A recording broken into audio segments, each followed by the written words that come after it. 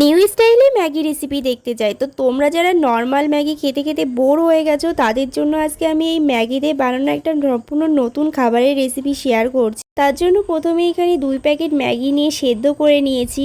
এরপর এখানে সমস্ত সবজিগুলো কেটে নিয়েছি পকোড়া বানানোর জন্য যেগুলো লাগবে। নিয়ে নিয়েছি পেঁয়াজ কুচি, লঙ্কা কুচি, ক্যাপসিকাম কুচি আর টমেটো কুচি। আর এরপরের মধ্যে দিয়ে দিলাম স্বাদ অনুযায়ী লবণ, হলুদের গুঁড়ো, লঙ্কার গুঁড়ো আর ম্যাগির মশলাটা পুরোটা।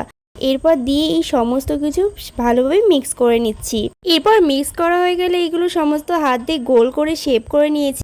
এরপর একটা বাটির মধ্যে নিয়ে নিয়েছি বেসন, আটা, লবণ আর জল দিয়ে ফেটিয়ে একটা ব্যাটার তৈরি করে নিয়েছি। এরপর এখানে এক এক করে সমস্ত বলগুলো দিয়ে কোটিং করে রেডি করে নিচ্ছি।